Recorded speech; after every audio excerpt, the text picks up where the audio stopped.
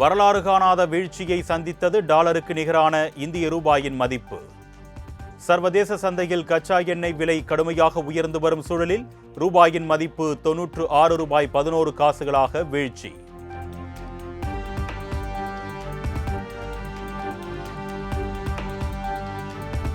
சென்னையில் ஆபரண தங்கத்தின் விலை சவரனுக்கு 1480 ரூபாய் சரிவு.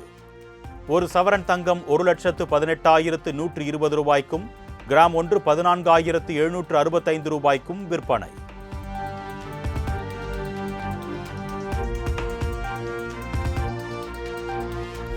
தமிழகத்தில் IAS அதிகாரிகளை இடமாற்றம் செய்து தமிழக அரசு உத்தரவு.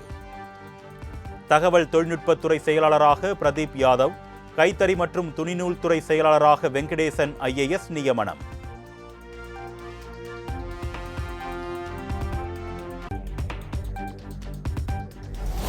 நீட் மறுதேர்வு ஜூன் 21ஆம் தேதி நடத்தப்படும் என்று தேசிய தேர்வு முகமை அறிவிப்பு. வினாத்தாள் கசிவு காரணமாக கடந்த 3ஆம் தேதி நடந்த நீட் தேர்வு ரத்து செய்யப்பட்ட நிலையில் மத்திய அரசு முடிவு.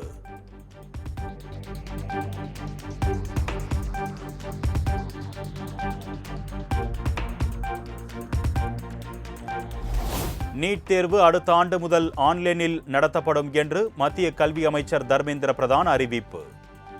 தேசிய தேர்வு முகமையை பலப்படுத்தும் பணிகள் நடந்து வருவதாகவும் இனி வரும் காலங்களில் நீட் தேர்வில் முறைகேடுகள் நடக்காது என்றும் உறுதி.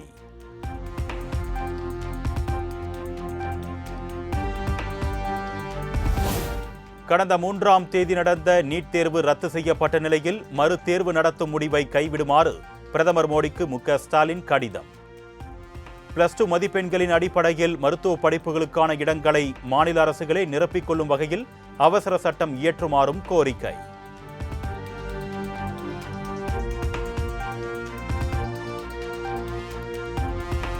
நீட் தேர்வு ரத்து, CBI இயக்குனர் பதவி நீட்டிப்பை கண்டித்து சென்னை தண்டையார்பேட்டையில் காங்கிரஸ் கண்டன ஆர்ப்பாட்டம். தமிழக காங்கிரஸ் கமிட்டி தலைவர் செல்வ பெருந்தகை தலைமையில் நடைபெற்ற ஆர்ப்பாட்டத்தில் மத்திய அரசுக்கு எதிராக நிர்வாகிகள், தொண்டர்கள் முழக்கம்.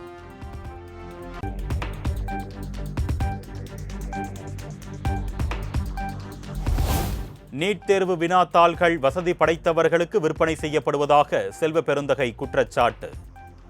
மத்திய அரசுக்கு தெரியாமல் நீட் தேர்வு வினாத்தாள் கசிவதற்கு வாய்ப்பே இல்லை என்றும் விலாசல்.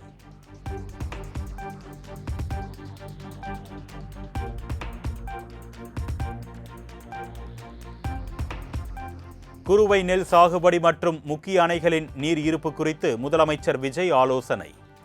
சென்னை தலைமைச் செயலகத்தில் நடைபெற்ற ஆலோசனையில் வேளாண்மை மற்றும் நீர்வளத்துறை அதிகாரிகள் பங்கேற்பு.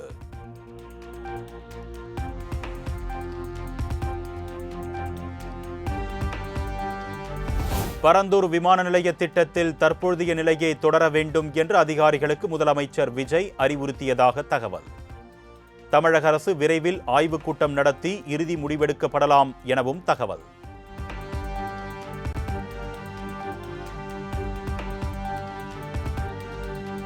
இந்திய தொழிற்கூட்டமைப்பின் தலைவர்களை சந்தித்த முதலமைச்சர் விஜய். தொழில்துறை வளர்ச்சி, முதலீட்டு ஊக்குவிப்பு மற்றும் கொள்கை ரீதியிலான பங்களிப்பு குறித்து ஆலோசனை நடத்தியதாக தகவல்.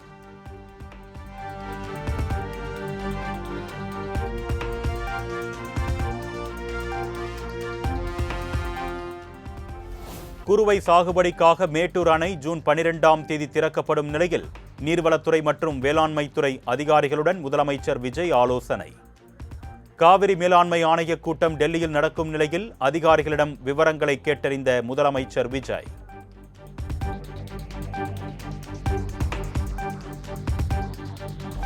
முதலமைச்சர் விஜயை சந்தித்த தென்னிந்திய திரைப்பட சங்கத்தின் நிர்வாகிகள். நடிகர் சங்க கட்டட விவகாரம் உள்ளிட்டவை தொடர்பாக பேசியதாக தகவல்.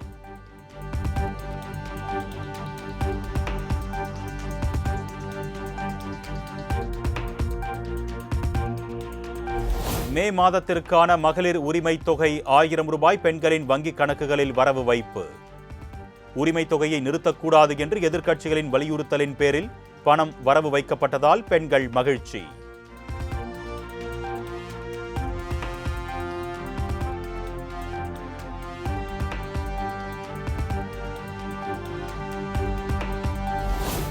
மகளிருக்கான 2500 ரூபாய் உரிமை தொகை வழங்கும் திட்டம் விரைவில் செயல்படுத்தப்படும்.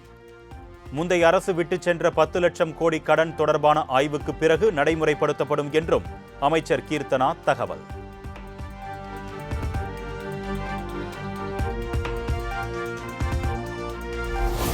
தமிழக வெற்றிக் கழகத்தை ஆட்சி அமைக்க விடாமல் திமுகவுடன் கூட்டணி அமைத்து அதிமுக ஆட்சி அமைக்க முயற்சித்தது. அமைச்சர் CTR நிர்மல்குமார் குற்றச்சாட்டு.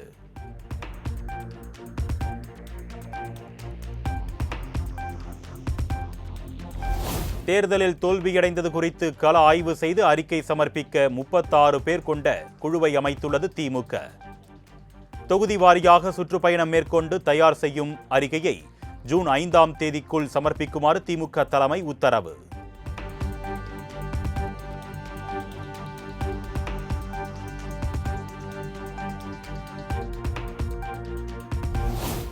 எடப்பாடி பழனிசாமி பேச்சுவார்த்தைக்கு எப்பொழுது அழைத்தாலும் நாங்கள் தயார் என்று SP வேலுமணி X தளத்தில் பதிவு. எப்பொழுதும் போல போங்க போங்க என்று விரட்டி அடிக்காமல் வாங்க வாங்க என ஒருமுறை அழைத்து பாருங்கள், எல்லாமே மாறும் என்றும் பதிவு.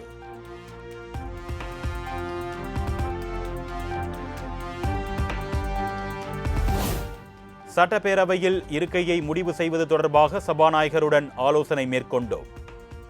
சபாநாயகர் JCD பிரபாகருடனான சந்திப்பு குறித்து CV சண்முகம் விளக்கம்.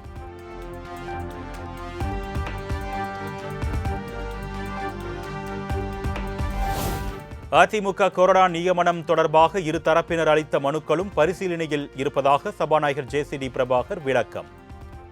கடிதம் கொடுத்து 2 நாட்கள்தான் ஆகியுள்ளது, அனைத்தும் ஆய்வில் உள்ளது என்றும் தகவல்.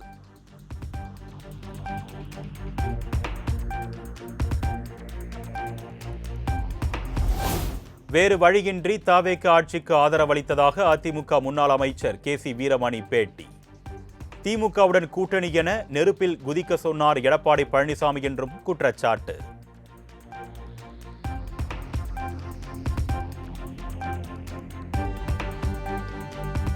அதிமுக பொதுச் செயலாளரான எடப்பாடி பழனிசாமிக்கே கட்சியின் கொறடாவை நியமிக்கும் அதிகாரம் உள்ளதாக VCK MP ரவிக்குமார் கருத்து. அரசுக்கு ஆதரவாக வாக்களித்த 25 MLA-க்களும் 10வது அட்டவணையின் கீழ் தகுதி நீக்க நடவடிக்கைக்கு உட்படுவார்கள் என்றும் தகவல்.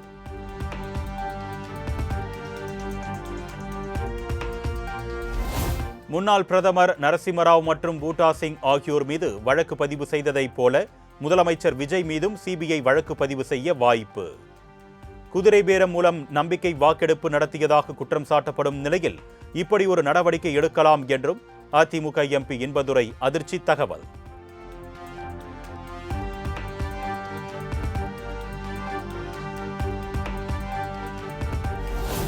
ஐம்பத்து ஆண்டுகளுக்கு பிறகு கதர் அணிந்த இரு காங்கிரஸ் அமைச்சர்கள் அமைச்சரவையில் இடம் பிடிக்கிறார்கள் என்று காங்கிரஸ் MP மாணிக்கம் தாகூர் பெருமிதம்.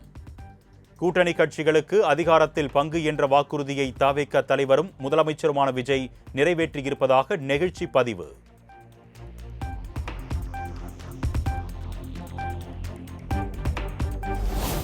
சென்னை திருவொற்றியூரில் சட்டவிரோத மது விற்பனையில் ஈடுபட்ட திமுக பிரமுகர் உள்ளிட்ட 3 பேர் கைது. விற்பனை தொடர்பான வீடியோ ஆதாரத்தை கொண்டு குற்றப்பிரிவு ஆய்வாளர் மோகன்தாஸ் என்பவரையும் பணியிடை நீக்கம் செய்து சென்னை காவல் ஆணையர் உத்தரவு.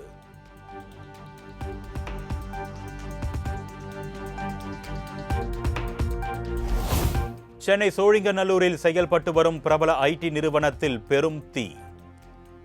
விபத்து ஏற்பட்ட கட்டடத்தில் பணியாற்றும் ஆயிரக்கணக்கான ஊழியர்கள் பாதுகாப்பாக வெளியேற்றம்.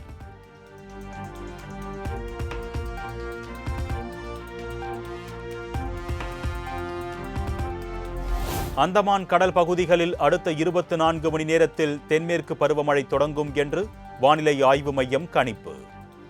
வழக்கத்தை விட ஒரு வாரத்திற்கு முன்பே தென்மேற்கு பருவமழை தொடங்குவதால் பொதுமக்கள் எச்சரிக்கையுடன் இருக்க அறிவுறுத்தல்.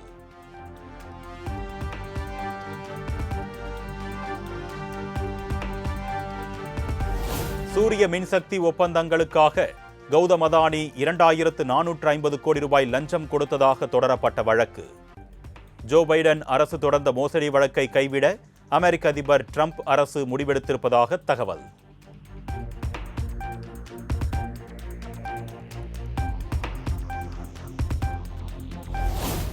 ஜம்மு காஷ்மீர் மாநிலம் ஸ்ரீநகரில் டாஸ்மாக் கடையை மூடக்கோரி பாஜகவினர் போராட்டம்.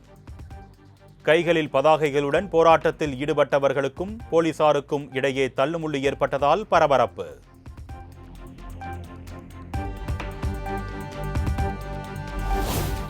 அமெரிக்கா ஈரான் மோதலை தடுக்க பாகிஸ்தான் உதவினாலும் நீண்டகால தீர்வுக்கு இந்தியாவின் ராஜதந்திரமே கை கொடுக்கும்.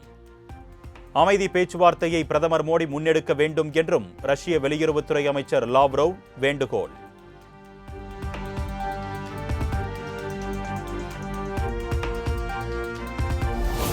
தங்கள் மீதான ஆக்கிரமிப்பு நடவடிக்கைகள் முற்றிலுமாக முடிவுக்கு வரும்போது ஹார்முஸ் நீரிணை இயல்பு நிலைக்கு திரும்பும். உலக நாடுகளின் கப்பல்கள் பாதுகாப்புடன் கடந்து செல்ல உரிய நடவடிக்கை மேற்கொள்ளப்பட்டு வருவதாகவும் ஈரான் வெளியுறவுத்துறை அமைச்சர் அப்பாஸ் அராக்சி திட்டவட்டம்.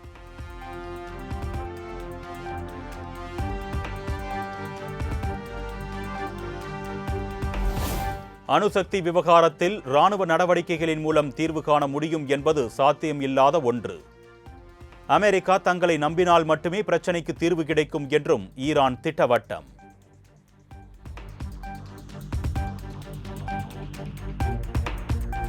சீனாவில் குளோனிங் முறையில் உருவாக்கப்பட்ட 6 ஆட்டுக்குட்டிகள் வழக்கத்தை விட அதிகமாக பால் தரும் என்று கூறும் விஞ்ஞானிகள்.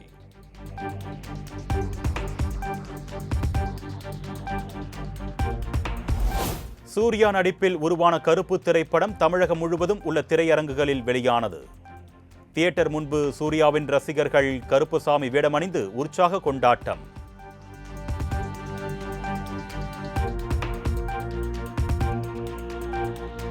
கருப்பு திரைப்படத்தை ரசிகர்களுடன் பார்த்த படக்குழு.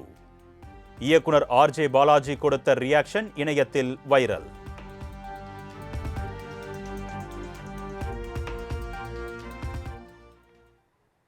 செய்திகளை விரிவாக பார்க்கலாம் சிறு இடைவேளைக்கு பிறகு.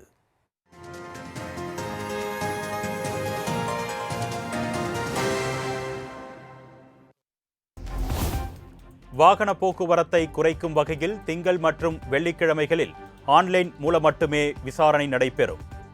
உச்சநீதிமன்ற ஊழியர்களில் 50% பேர் 2 நாட்கள் வீட்டில் இருந்தே பணியாற்ற அனுமதிக்கப்படுவார்கள் என்றும் உச்சநீதிமன்றம் அறிவிப்பு.